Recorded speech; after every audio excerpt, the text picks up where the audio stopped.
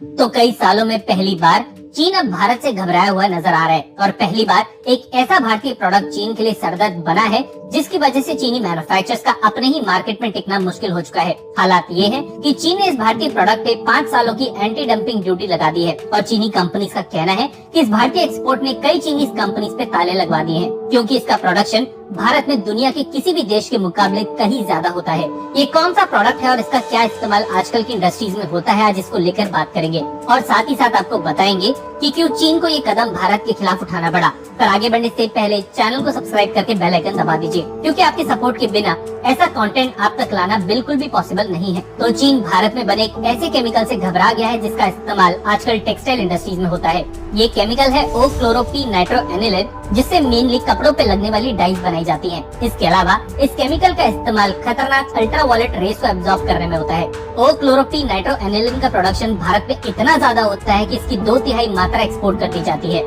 या चीन की भाषा में कहें तो दूसरे देशों में डंप की जाती है। अब क्योंकि चीन खुद एक काफी बड़ा टेक्सटाइल और गारमेंट मैन्युफैक्चरर है, इसलिए इस केमिकल की डिमांड चीन में कहीं ज्यादा है और इसी का फायदा शायद भारतीय मैन्युफैक्चरर्स कई सालों से उठा रहे हैं। चीन ने इस भारतीय केमिकल पे पहली बार 5 सालों के लिए एंटी डंपिंग ड्यूटी 2018 में लगाई थी। 2023 में ड्यूटी खत्म हो गई, लेकिन चीनी इंडस्ट्रीज के मुताबिक भारत ने फिर दोबारा इस केमिकल की डंपिंग शुरू कर दी। इसी को देखते हुए चीन ने अब और 5 सालों के लिए इस एंटी डंपिंग ड्यूटी को बढ़ा दिया है और ड्यूटी 50% के आसपास है। देखिए, वैसे हम इलीगल डंपिंग के हमेशा खिलाफ ही बोलते हैं, लेकिन चीन के केस में पता नहीं क्यों हमें ये खबर अच्छी लगी। वैसे अगर डेटा की बात करें तो 1995 से 2023 के बीच भारत ने चीन के 336 प्रोडक्ट्स पे एंटी डंपिंग ड्यूटी लगाई है। वहीं चीन ने इसी दौरान भारत में केवल 12 बार ही एंटी डंपिंग ड्यूटी को लगाया। इतने विवादों के चलते अभी तक भारत और चीन के बीच 136 बिलियन डॉलर्स का बायलैटरल ट्रेड है और जिसमें भारत को लेके ट्रेड डेफिसिट लगभग 100 बिलियन डॉलर्स के आसपास है।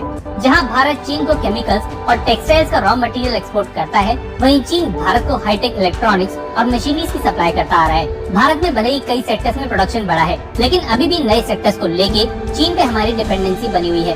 बात करें 1995 से 2023 की, तो चीन ने मेनली भारतीय केमिकल्स पे ही एंटी डंपिंग ड्यूटी को लगाया है। चीन की मैन्युफैक्चरिंग पॉलिसीज कुछ इस तरह की हैं कि इस मार्केट में चीनी कंपनीज को किसी भी अन्य देश के मुकाबले ज्यादा प्रायोरिटी मिलती है। यही वजह है कि चीन ने अपने मार्केट को भारतीय प्रोडक्ट्स के लिए बंद कर दिया है और चीन अपनी लोकल डिमांड को अपने मैन्युफैक्चरिंग कैपेसिटी से पूरी कर लेता है। न केवल चीन बल्कि O-क्लोरोपी-नाइट्रोएनिलीन भारत से कई और टेक्सटाइल प्रोड्यूसिंग देशों को एक्सपोर्ट होता है, जैसे बांग्लादेश, वियतनाम, जर्मनी और कम्बोडिया। अब भले ही भारत गारमेंट एक्सपोर्ट में तीसरे से छठे नंबर पे आ चुका हो, लेकिन टेक्सटाइल इंडस्ट्री के केमिकल्स अभी तक भारत में काफी बड़े लेवल पे प्रोड्यूस होते हैं और चीन ने डर के मारे आज इस बात का भी सबूत दे दिया है। बाकी कंटेंट पसंद आया, मार्केट को भारतीय प्रोडक्ट्स के लिए बंद कर दिया है और चीन अपनी लोकल डिमांड को अपने मैन्युफैक्चरिंग कैपेसिटी से पूरी कर लेता है। न केवल चीन बल्कि O-क्लोरोपी-नाइट्रोएनिलीन भारत से कई और टेक्सटाइल प्रोड्यूसिंग देशों को एक्सपोर्ट होता है, जैसे बांग्लादेश, वियतनाम, जर्मनी और कम्बोडिया। अब भले ही भारत गारमेंट एक्सपोर्ट में तीसरे से छठे नंबर पे आ चुका हो, लेकिन टेक्सटाइल इंडस्ट्री के केमिकल्स अभी तक भारत में काफी बड़े लेवल पे प्रोड्यूस होते हैं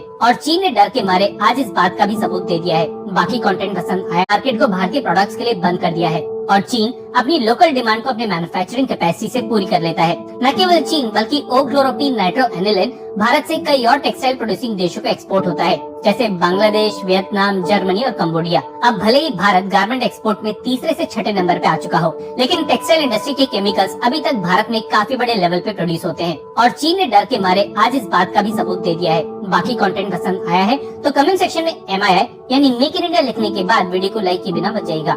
धन्यवाद।